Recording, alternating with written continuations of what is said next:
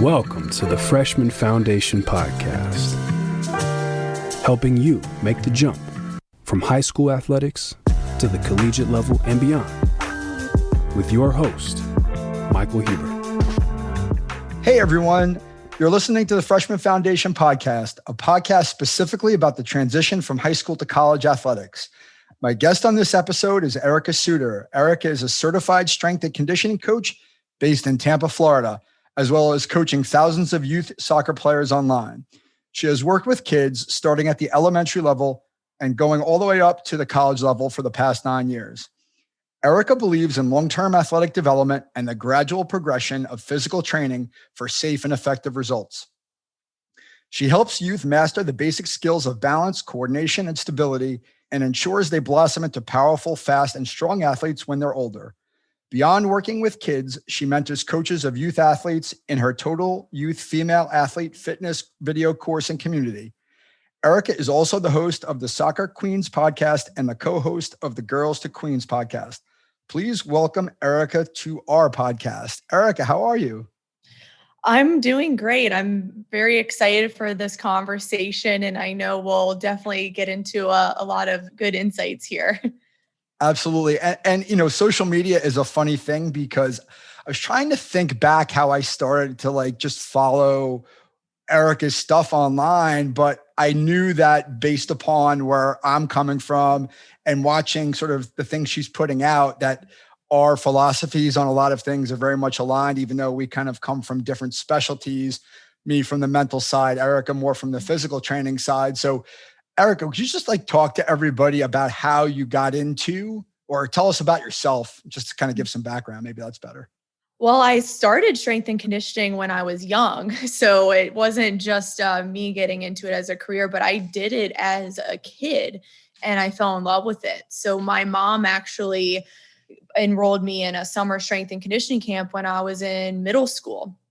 And she didn't force me to do it. She just asked me, she's like, hey, here's what this camp entails. You're going to be learning how to lift weights. You're going to be doing speed training. You're going to be going against boys and girls in this group setting. And I was like, wow, that sounds awesome. So she didn't have to beg me or coerce me into doing it. I just sign me up. Let's go. And I always was a kid who was passionate about not just sports, but just movement and competing and just getting physically better and seeing what I was capable of. And I started to see all the results from that summer camp. I did it for many years. I did it all through middle school and high school. And I saw the physical results on the soccer field. I was faster. I was more explosive. I wasn't getting as tired in the second half of the game. I was more conditioned. And I also just felt more confident in my body. And I learned a lot of discipline during that time. And I learned committing to something and not flaking and not missing workouts. So that's why now that I'm in it today as a career, I'm extremely passionate about not only helping kids with the physical benefits of this, but also the mental benefits. So I played soccer at Johns Hopkins for 4 years, was team captain my senior year, and we won our conference every year I was there. And it was just an amazing experience. Continued to strength train in college, after college. I still do it now, and I'm in my 30s, and I feel the best I've ever felt, more than I feel more athletic than I was as a college All-American, So this stuff is really powerful, and I'm just passionate about it for not just sports, but for life. So I started strength and conditioning back in 2012, working with just a couple of athletes. Back then, though, I was focused more on the skills side of soccer. So I eventually made my shift a few years after that to just strength and conditioning, because I realized I was part of the problem of early specialization and overuse. And there were just so many skills trainers at that time. And that's when youth soccer was starting to get more year round, and kids didn't even have 2 weeks off in the year. So when they were coming to me for skills training, I was already giving them more reps than what they were getting from practice. And we weren't working on the other pieces that were going to balance weaknesses in their body and help them to just move better and develop these athletic qualities that were going to enhance their soccer playing. So Sure. that's why I made the shift to strength and conditioning. That's awesome. And I want to go back to kind of the first thing you said about enrolling in that strength and conditioning class when you were in middle school, right? So it's clear from your answer, the way you explained it, that that's something that you didn't have to be forced to be done. But in your work as a coach, your practice, can you talk about the motivations of the young, I think it's mostly young women, but the young athletes that come in, are they the same way? Are they self-motivated, or are they being sort of coerced into like, you have to do this or else? Mm-hmm. It's actually, it's a mix. It's a mixed bag. And I get a lot of athletes who reach out to me themselves. So high school girls, college girls will email me through my website. And then on the other end, I'll get parents who are the ones who are like, well, I really, just want my kid to get faster or get that scholarship. And I'm fine with taking those people on, but eventually the kid has to want it themselves. Otherwise, when my sessions start to get hard and they start to go through very challenging stimuli, they're not going to stick with it if they don't have that greater reason to train. And that's something I talk to my players about a lot, is you have to have a purpose beyond just go college or scoring more goals. It has to be connected to a feeling or an emotion. As an example, like they want to feel fast and confident when they get on the field, or they hate feeling like they're just always like tired in the second half. So they have to relate it to an emotion, and that way they're more likely to stick with my training. But I found now in 2021, it's like pulling teeth to get parents to commit to that at minimum 2 times a week training with me. And I look back to when I was doing this in the early 2000s as a young kid, I was training 5 days a week. We were doing 3-day strength, 2-day speed and conditioning. And that's a normal off-season template. That's how much a young kid should be moving and working on these movement patterns. And now when people say, well, I can only make once a week with you, I just kind of laugh in their face, Right. Well, it's interesting because I mean, there's so much to go through there, because in my practice, it's sort of the same thing, right? Like the more you do, the more reps you put in, the better you're going to get on the mental side. And a lot of times it's not about fixing a problem. It's about building a foundation and getting to a place where you're really being proactive and you're protecting yourself and you're trying to build results, but it takes time and effort. And I think that was something you said that was really interesting. You said you started to see the results when you started training, but it was probably took a while to get there. And so if you're not self-motivated, you may not stick it out until you actually start to see those results. Yeah. And that's a big piece of it, is the self-motivation, that greater reason to train, but also just being hungry to get better and just to constantly improve yourself. Like when I was doing my camp and like competing against boys who were older than me, I just was like, wow, this is really great. This is really challenging me. But then sometimes I see kids now and it's like, oh, well, if they lose a race or if they lose in an agility game we're doing, they just beat themselves up. And it's like, no, this is good for you. Like it's good to lose at times, because then you can figure it out next time and get hungrier. So it really depends on the kid's mindset. And as a parent, you can't force that hunger in them. And I've found that the more parents force it, the less hungry that kid is to reach that dream. And I talk about this with my mom and dad all the time, and they were never forcing me to do things. And that's when my passion for soccer and training grew. Had they had done the opposite and been really controlling of my career outcome, I don't think I would have been someone who took initiative or who had autonomy in my training. And to that end, I don't think I would be someone who still trains today. I probably would have had a very bitter taste in my mouth if I was forced to do it young. Mm-hmm. Well, it's so interesting. It's almost a coincidence. I posted something this morning on that, and I'm a big student of motivation and how do we properly motivate athletes and anybody for that matter, right? But autonomy is such a big part of it, right?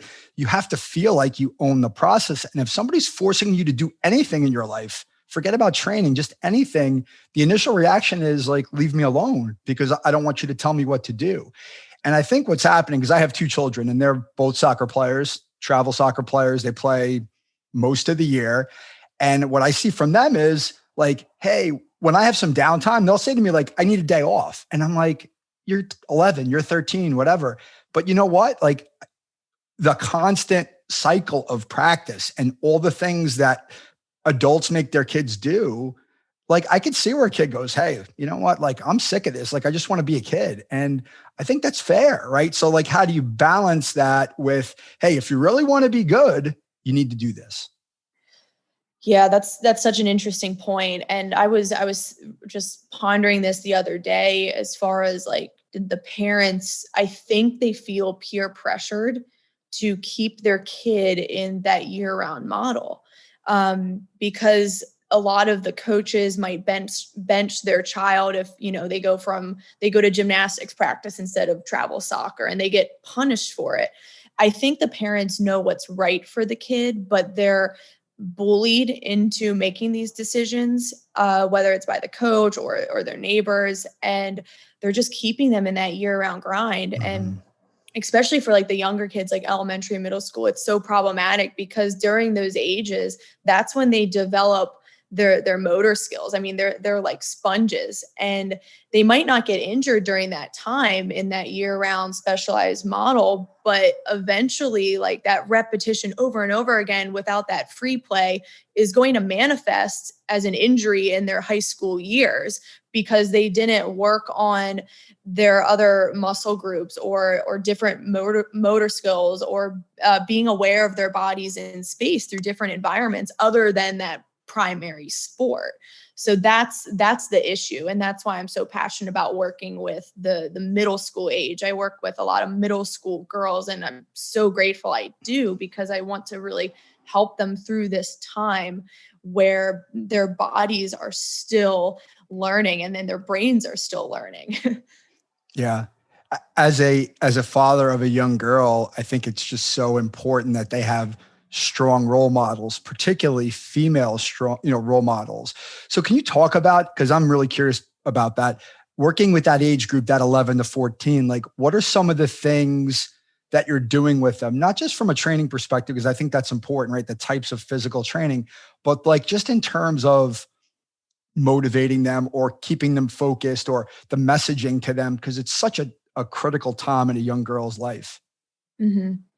Well, as far as the physical training, just making sure that we're working on their balance, their coordination, their sprint mechanics, how they decelerate and pump the brakes, then change direction. So just overall body control, stability, starting to strengthen all the muscle groups, and just making sure they're getting a variety, because with a lot of the female soccer players, they're getting a lot of overuse in like the hip flexors and the quads, but they're not really giving their core, their shoulders, their upper body that much love. And if they're not balanced, then they might be putting too much weight on the knee or the patella tendon, which is something that gets injured a lot in young female athletes. So we're working on just a variety of movement and incorporating a lot of fun into the session. And I think the fun at this age and just having that positive training environment is so critical for them to fall in love with training and to just be like, wow, this is something I need to stick to. And I look back on like 9 years of coaching, and I've never had to yell at an athlete. I never want to get to that point. And you don't have to as a coach. And I think that's something a lot of coaches don't get. They feel that they have to constantly yell at athletes to get the most out of them, when sometimes that's counterproductive. Especially with the middle school age female athlete, definitely don't yell at them.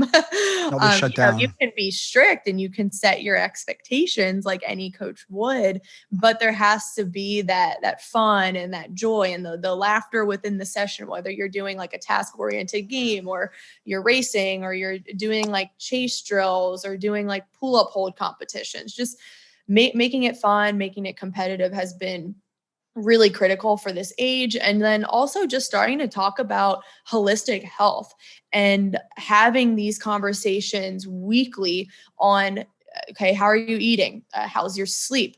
Are you hanging around friends who are helping you, stay active and stay healthy? And just having like this ongoing discussion helps them, because that's when it sticks. We can't just like give one nutrition presentation and think they're going to change their habits. Like with this group, we have to repeat it a lot. But then the parents also have to realize that they play a part in these other pieces, because they're only with me a couple hours a week, and the rest of the hours they're at their home. So if their pantry's stuffed with toxic food, then that's a problem. And all the training with me can't really solve that. So it has to be a family affair with this group as well, not just me as a role model. Right. Totally agree. So can you talk about, I couldn't agree with you more about coaching. Unfortunately, I think coaches who don't yell are in the minority. Maybe it's a little bit easier when you're in a one-on-one or a small group setting to not have to yell. When you're coaching a team, sometimes that kind of gets a little bit tough. But can you talk about some of the coaches that maybe you had when you were in that age range and sort of going up through the ranks? Like, what was the coaching that you received? What was that like? And kind of how did you respond to that? Mm-hmm.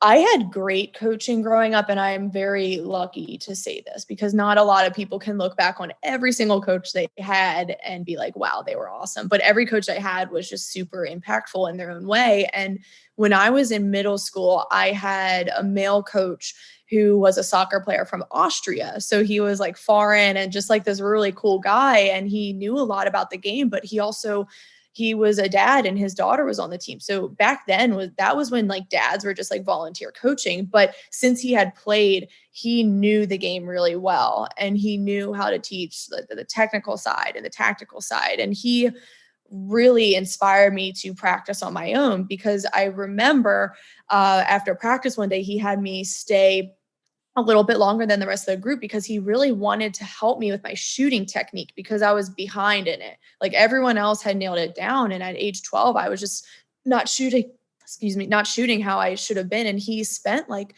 15 minutes after practice, just, hey, get the ball, make contact with your laces. Here's the follow through. Okay, now do this, practice it on your own every day, and you are going to be better than the current girls on the team. And I like took that to heart. And I was the type of kid that was like, all right, I'm going to practice this every day. And I did. And I became better than everyone else. And I'm so glad that he like took the time to hang out with me and then hold me accountable and let me know, hey, if you put in the work, then you're going to crush it. And I think that moment really made me realize the importance of self-work. Yes. And I think that that's something gets lost as a parent and as a coach is, there's only so much that we can do, right? As coaches, because we're only there like you and I might be with a kid a couple times a week or once a week. Like that's not enough, right? Like, and then I send them off with homework and then they come back and say, I didn't do it. And what I'll say is, hey, that's okay. Like that's your business. Like that wasn't a priority for you, but don't be surprised when the consequence isn't what you want it to be. And so I think a lot of kids now aren't willing to go and just juggle the ball on their own or go in the backyard and throw the ball against the net, right? Like they have to be scheduled and sent somewhere to meet with somebody to do something. And I think that is a real problem, but I think that problem is kind of comes from the adults largely. The adults are making them do so many things. And I'm guilty of this, I think, at a certain level as a parent, that you don't actually encourage them. When they're alone, they don't want to do stuff on their own. They just want to go play video games like my son or go on TikTok like my daughter. Yeah, yeah. And I think that's just another layer to it is the social media and the tech. And it doesn't make it any easier to focus in and work on something Yep. because of those distractions. But it does come back to, okay, well, what's the environment at home like? I Mhm. know like some parents are very adamant about not giving their kid a phone until they're 15. And I'm like, I think that's awesome. I think that's a great idea. And but it goes against what every other parent's Sure. doing. And that there then comes in that peer pressure again. So it's almost like you're an outcast if you're doing what's right for your kid, like Yeah. and it's such a problem. But if I can just make any suggestion, just own being an outcast, as a parent, as a youth athlete. And if you have a goal to Right. be good at your sport and play at a high level, then you have to take inventory of everything in your life. And that's something I do with my girls, even my middle school girls. Like, we take inventory. Okay, how's your nutrition? How's your social media? How's your stress? How's your sleep? Are your friendships good? Like, really look at everything and be aware of it and make the necessary changes you have to make that gets you closer to where you want to go. Yeah, that's great. I think that's really important, right? Because everything in our lives affects the way we perform on the field. And it's not just what's actually happening in that sport specific realm. I think that's really a great way to approach coaching. So I wanted to ask you, so you obviously you get better in your middle school years, you kind of elevate your game. At what point do you think about college, or what point do you start getting recruited seriously? When does that become something that's like at the front and center for you? Mhm. Usually high school. I know a lot of colleges don't really look at high school freshmen, but it doesn't hurt to start thinking about it early and getting really clear on, do I want to go to a big school, a small school, Division 1, 2, or 3, or JUCO? Like, getting really clear early on, because I have seen a lot of girls get into the recruiting process too late and they miss out on the schools that they wanted to go to because they had already recruited their class. So starting early and making sure you're going to ID camps. I don't know if baseball does ID camps or like showcases. Showcases, sure. Yeah. So ID camps for soccer, girls who are interested in that university go on campus Yeah. like in the summer or for a weekend during the year. And it's almost like a tryout. And then if you do really well, then they might ask you to Right. commit or just follow up with them. So making sure you're going to ID camps where you like really want to go to that school, or you have already Mhm. talked to the coach or have had some sort of relationship. Because I used to recruit for Johns Hopkins and work our camps, and there would be 100 girls there, and there would be 2 that I would say could play at Johns Hopkins out of 100 girls. And that that puts things into perspective of how competitive it is, but how hard it is to stand out. And a lot of the girls that I picked were girls who I had seen in showcases or who I had already talked to before. Everyone else, I have no clue who you are. Unless you like really blow it out of the park, like then I'll give a look at you, but you have to have some sort of like contact or relationship. And I say like really pick the ID camps you want to go to because they're expensive. It's just Mhm. another moneymaker in this whole system. They're expensive, and you might be traveling across the country to go to one, and it takes a lot of time. So don't just go to all of them hoping someone's going to pick you. Like, go to the ones Right. where you really want to go to that school. Yeah. It's something that I've been actually working on a lot with the athletes that I deal with, because they tell you, this is where I want to go. Well, have you contacted anybody? No. Why do you want to go there? I don't know. Like, you know how many kids are trying to get to that place? Like, you have to be a salesperson for yourself. And, you have to understand like what your priorities are in a college selection process. Like, where do I want to go? Why do I want to go there? Who am I like, it's amazing to me, for as big of a business as college sports has become, everybody's doing all this stuff, but nobody like understands the fundamentals of like developing a relationship with a coach so that they can see that you stand out and you get on top of the pile, because if you're persistent, you might not be the best, but they need somebody. And if you're the one that's committed, they're like, okay, I want this kid, because they actually are taking ownership of the recruiting process. So for you personally, when you were going through the recruiting process, like what did that look like for you when you were in high school? Mm-hmm.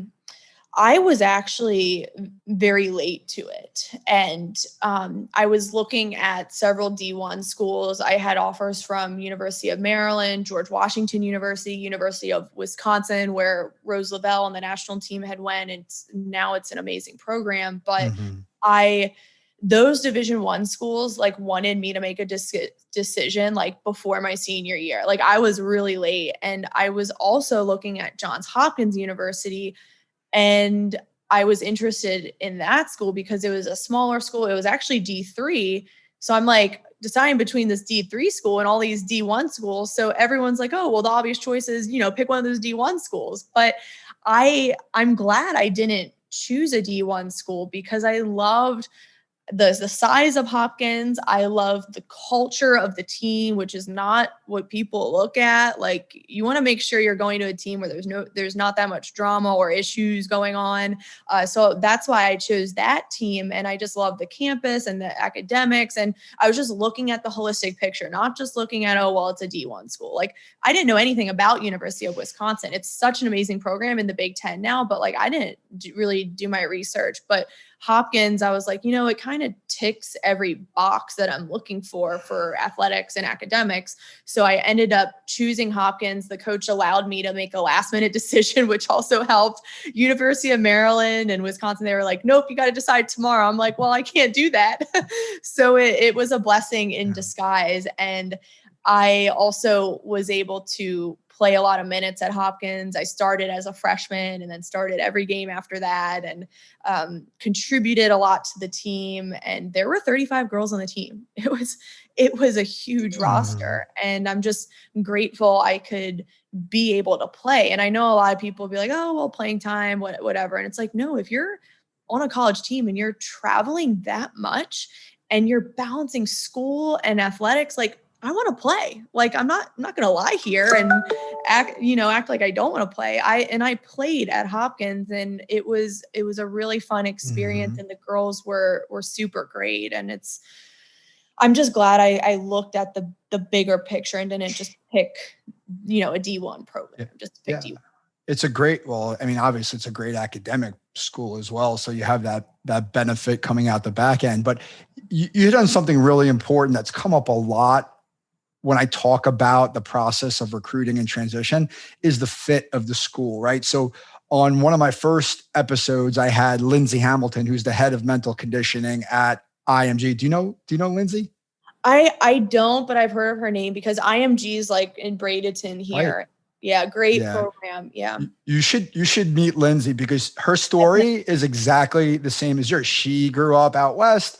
She was being recruited by all these schools. She was in a competitive travel program where all her teammates were going to D1 schools, and she picked the D3 because it was a fit for her. And she's like, nowadays, especially at IMG, where everybody goes on to play at college, she's like 98% of the students go to college to play sports.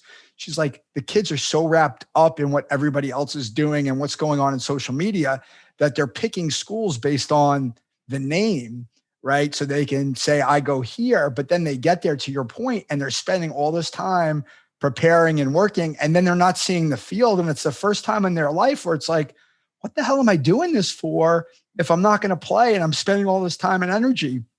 It's a really, really big deal. And I think that it's so overlooked, right? Because they're just picking schools based on reputation and not really digging in and saying, like, is this for me? Because this is going to matter for the rest of my life, Yeah. And, the transfer rate is really high too. A lot of kids are picking schools way too fast. And then they are unhappy with the team or the coach, and they don't like the culture because they discover all that when they get there.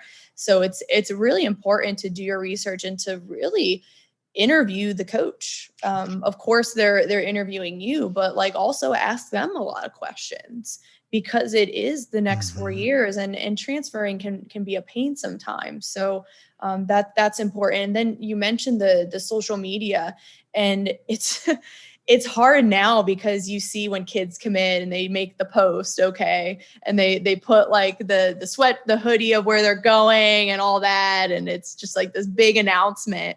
And maybe you're not going to a school that you think is as good as them, and that's so hard. But it's like if you're going to be that way for a college recruiting decision, then are you really outsourcing your happiness for everything in your life? And are you really like comparing yourself to others for everything in your life? So stay in your lane and just focus on your own story and your own situation. Otherwise, you're always going to look around and just be unhappy.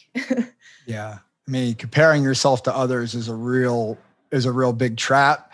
But I think, unfortunately, and I'll cop to this myself, is like, it took me a really long time to figure that out, well into my adult years. And I think sometimes we just have to learn things the hard way, which is unfortunate, right? Which is why people hire coaches and they hire, mentors and people to help them through the process so they don't have to suffer. But even still, like, sometimes things just happen. And I think, to your point, I think we've gotten to a place in I'm going to get on my soapbox, in our society where people just like now transfer portal, perfect example, right? I'll go there, and if it doesn't work out, I could just transfer because it's easy and everyone's doing it.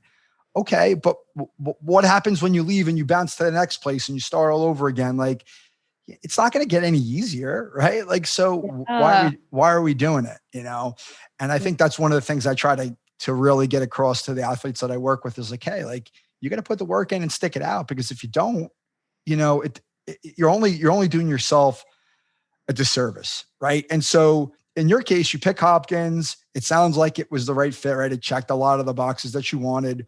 What was that transition like for you, leaving home, leaving high school, going to play in college? Like, what did that look like for you as a freshman?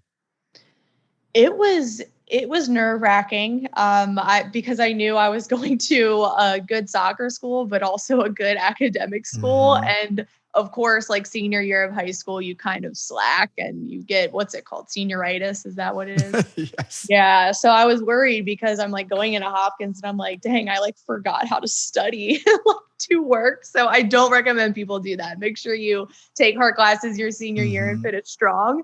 That was like one of my biggest regrets. But as far as like soccer, I stuck with like my strength and conditioning camp. The summer before I went, our coach had given us requirements for fitness tests, and I took them very seriously because I wanted to go in and play. I wanted to be a freshman starter, and I wanted to be in the top 5 on every single fitness test and just like make a statement during that preseason. So I worked really hard that summer, and I wanted to feel confident going in. I also had played pickup soccer all summer with the guys, just free play, but a very hard environment to play in.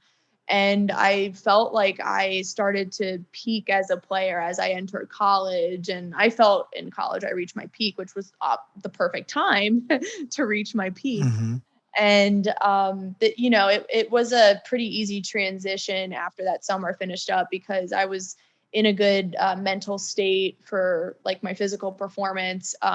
Academics, I was, I knew I was a hard worker in school and I would be okay. And Hopkins has great resources. So eventually that like took the nerves away. And you also have the soccer team, and a lot of us were studying similar classes, and we could have study groups. So that really helped. But I think I just tried to prepare my best that summer going in. That's not to say the first semester wasn't hard. Almost failed calculus, admittedly, but it ended up working out. Well, the fact that you had to take calculus your first semester, that's just cruel. It was tough. And my professor was a really smart man, but didn't speak a word of English. So that was also a struggle. Freshman. I wasn't even an athlete in college. I finished in high school. I went to Michigan State. That first year, the first semester of college was such a hard transition academically, being away from home. And then you throw in the complication of being an athlete competitively, where you take up so much of your time. I mean, I'm sure there are advantages to it, right? Socially, being with the team, you have a structure, all those things, but it's also a lot to wear, right? In terms of the responsibility, and there's no one there to push you other than your inner circle, and you're there by yourself. You're not with your parents or your family. So, I guess the question I would ask there, with respect to now, right, to kind of jump ahead to where you're at in your current role, like, how are you preparing high school athletes, high school girls, soccer players, the people you work with, communicating with them to let them know that this jump is going to be really hard and this is what you need to do to fit in when you get there physically to meet the standards of the program that they're going to go play with? Mm-hmm. Well, the physical performance side, it's something that is just ingrained in the girls I work with now. And a lot of them started with me in middle school so that they know this is serious. And I tell them, like, when you go to college to play, you're going to have a strength coach and you're going to have to do these strength, speed, and conditioning tests. Your coach is going to give you them. And if you want to play D1, the standards are extremely high. Even our D3 test was insane. Like, I mean, we had a lot of people puking during our conditioning test, but it's hard stuff. And even when you come in at your fittest, it's still going to be a grind. So I let them know, like, this is why you guys started doing this young, because you're going to be far more prepared than everyone else coming in. And you're also going to make your strength and conditioning coach's job a lot easier because you know all this stuff. So that's, those are some of the conversations I have with them. And then we do talk about schooling and academics. And that's one thing that is something super, super important, because of the amount of scholarships that are given for athletics. It's very small percentage, and you probably know the stats on this, but it's meager. But if you don't get that, there's a ton of academic scholarships. So making sure you have your academics for that, and just setting yourself apart from the pack. But also your academics are going to last you longer than college sports. So when you graduate, you're in the real world and you can go into a career that you want. So the academics are like the number one. Sure.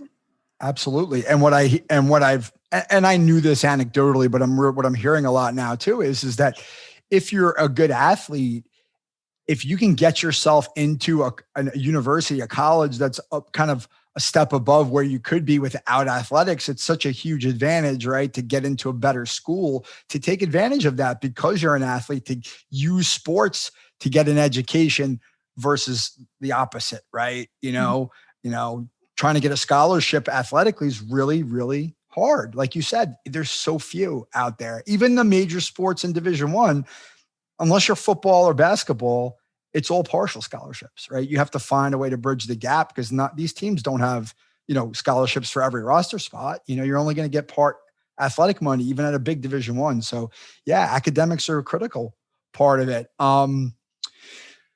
Let's see, where do we go next? So tell me about college. So obviously you started as a freshman and you advanced up to become the captain of the team those 4 years. Can you just talk about the progression? Like, what are some of the things that you had to do to kind of make that leap, or that I'll go up that incline to get to where you finished? Just constantly wanting to improve. And instead of comparing myself to others, I decided I was only going to compete against myself. And even though I felt I was like fast as a freshman, it's like, okay, well, how much faster can I get? I'm only 18. I got to have more speed potential here.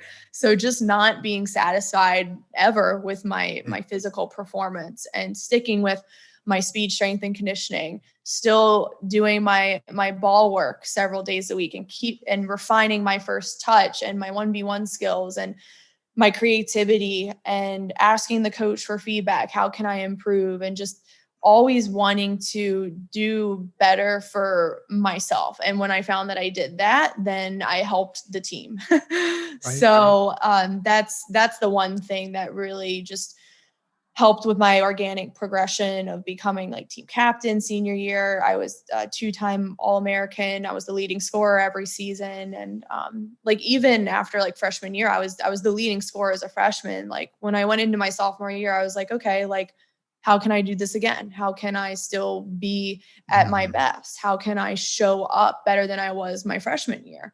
And even when like, new players had come in, and instead of just being like, oh my gosh, like someone might take my spot, it was like, no, like how can I get better for my position? Right. Yeah. I mean, it's the stereotypical growth mindset. Right. And I couldn't help but thinking like, did Erica, did you have any sort of mental training or access to sort of sports psychology resources? Because that's something that I'm constantly butting up against, which is like the growth mindset isn't natural. It's not naturally ingrained in most people. They either have to buy into it and practice it, or they never get it, right? It's always about the result. It's always about comparing myself to somebody else and not baselining against myself. So did you ever work with anybody on that side of sport? I didn't, but I just look back to just starting strength and conditioning young.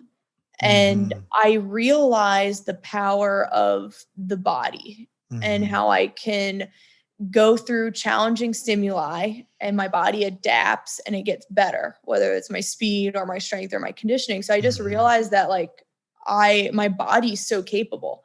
So if my body is, then my mind is. So I just did like a lot of positive self-talk. I just like reminded myself of what I was good at and what I contributed to the team. I actually do remember reading a book when I was in high school called The Mental Edge. I forget who wrote it, but that book was very life-changing. I think it was the start of just, the mental side of the game.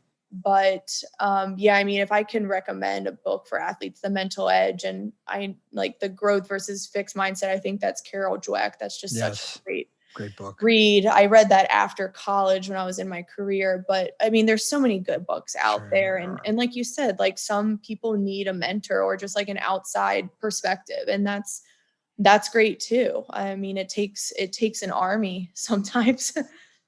It does. So this is the question I wanted to ask you before. It's because this show, the podcast is so geared towards helping families understand what it takes to kind of make that transition to college. I think one of the things that stands out for me is, for a lot of athletes, boys and girls, they're not exposed to the types of strength training that you're going to see in college, right? The movements, right? The cleans, the deadlifts, that kind of stuff, the Olympic lifting. Like, what kinds of stuff are you working with your athletes to get them ready for when they step into the weight room in college, that they're prepared, they know the technique, they understand the movements? Like, what sorts of things are you doing to get them ahead of the curve there? All the major movements. So you nailed it. How to deadlift or hinge at the hips, how to squat body weight, and then eventually add load, whether it's with a dumbbell or kettlebell. Since I'm working with mainly like middle and early high school, we don't really get to the barbell training as much. And there's so many schools of thought on barbell training, but you can accomplish a lot with using heavy dumbbells and all that. But yeah, just the main movements. Pull-ups are also great, or just hanging from a bar and making sure that they're really lengthening their spine and just like developing good posture, being able to bear crawl and work on coordinated movement patterns for running at top speeds. And yeah, just making sure we're hitting every single muscle group and every single movement pattern, whether it's with body weight or eventually progressing to load when they're in like 8th grade or early high school. What would you say is the biggest challenge in teaching those skills to the middle school and high school age girls? Like, whether it's the instructional side, like understanding, or just the physical limitation, what's the hardest thing you kind of come up against in teaching those kinds of movements? I think the hardest is just letting them know why it's important. A lot of them are like, oh, well, why do we need to squat for soccer? But then if you just explain it in a simple way, hey, we need to master this, and then we can eventually load, and then your quads are going to get stronger and you're going to protect your knees, then they understand it. And then as far as just like the actual mechanics of the exercise, I would say a lot of girls struggle to get into that hip hinge deadlift position, especially soccer players, because they just have that usual soccer player like slouch posture where their head's forward and their shoulders are internally rotated and they're more like quad dominant, falling forward on their knees. So they can't really stretch the hamstrings and get the hips piked back. So that's one of the hardest movements. So usually I have them just pike their hips against a wall, or we might just use a dowel and I just put it on their back and make sure that their back is nice and straight and they're getting their hips back in a position I want. But with an athlete who struggles with a movement like that, we might be working on it for like 6 to 8 weeks, maybe even longer for the middle school girls, just to make sure that they're getting that down body weight before we even begin to add like a band or a kettlebell or a dumbbell. Sure. Yeah. I'm not going to dig into this anymore because I'm sort of a nerd for that stuff just in my personal life. So I don't want to bog people down with the details, but I did ask the question simply to help those families understand that there are certain things that you need to learn and you might not think they're important, but it's going to give you an edge, right? If you know how to deadlift, even just know the technique, the mechanics of it going into college, and you've never put a barbell on your back, because they're going to make you put a barbell on your back in college. If what I know is, what I've seen, I spent some time at Fordham doing some work, and they're hardcore lifting. They're doing barbell Olympic lifting. And, if you know the movement at least, and you put the barbell on your back, you're going to be so far ahead, because some kids really struggle with the strength and conditioning side when they get to college because they're never exposed to it. Mm-hmm. And we have to remember that the kids who are playing year round in a primary sport, they're overusing certain muscle groups. So a movement like the hip hinge is going to help them build their hamstrings and recruit the hamstrings and the glutes together. Because a lot of soccer players are so interiorly dominated, and we need to balance that out. Otherwise, we're going to run into knee or ankle issues down the line. And again, it's going to manifest in maybe their high school years if they're not starting this stuff young. Yeah. So as we sort of wind down here on time, I wanted to ask you about the podcasts. Okay. So we have that sort of shared, I don't know if call it a hobby, a shared love, this thing that we do to promote ourselves and what we do and talk about what we think is valuable and important. Can you tell me how you got into podcasting? I started off blogging and I was grateful. A lot of people read the blogs and they loved the content, but I also thought, not everyone wants to read me, rant for 1,000 words, and they would rather hear me in their ears. So that was the inspiration behind that. And I know a lot of kids prefer audio over reading. And I also want to reach the youth female and make sure that she's getting the information she needs for her athletic development. So with the Soccer Queens podcast, it is now only training and sports science and youth development focused. And then I just started the Girls to Queens podcast, and that is more of like the mindset, the career, the chasing your dreams, and that part of it. And we just want to offer a different perspective on women's empowerment, because we know exactly what girls are hammered with through Hollywood and celebrities and on TikTok. And I don't want to say it's like toxic messaging, because everyone can choose how to live their life. And I'm not saying, Jenna and I's way is like the right way, but we just know the messaging that they're exposed to. And we just want to offer a different perspective on how to live a fulfilled and happy and meaningful life. And we're targeting young teenage girls and college girls. I love that. Again, as a father to a young girl, that's music to my ears, because I think one of the things, and I'm sure that you come across this, it's not just my girl, it's my boy, any kid. And I talk to parents about this all the time with my clients.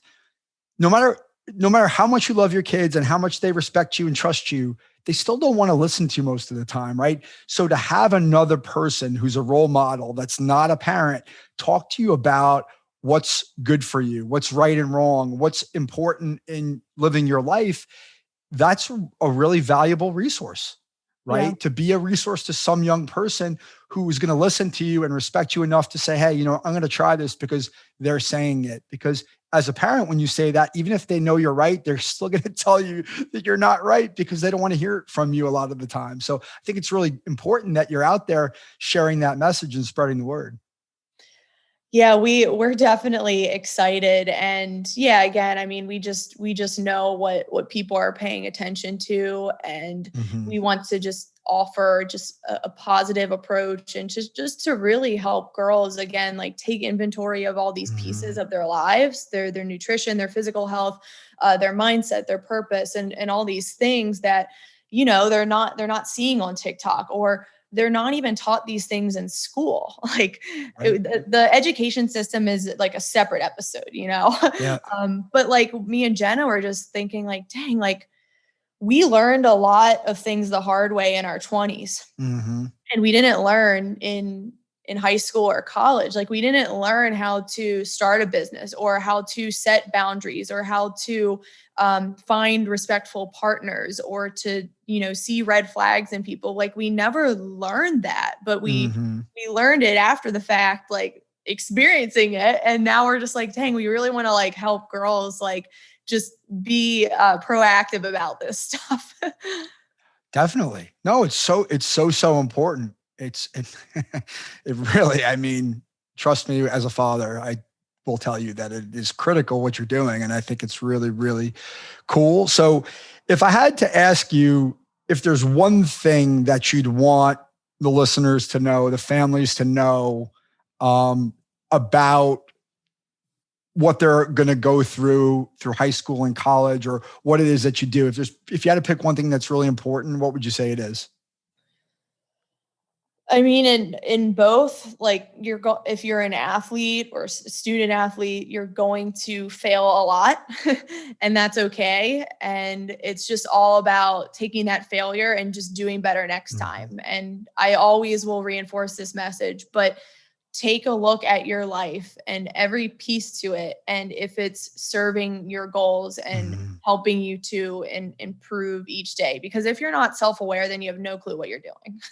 That's right. Like, phones and social media and looking outside at others is like really taking people away from themselves. So it's important to come back to yourself. Like, what do you need right now? Correct. Yeah, I'm a huge proponent of it. I coach that way. And I when I'm working with athletes, usually the first thing I do with them is I ask them to learn to start meditating for 5 minutes a day.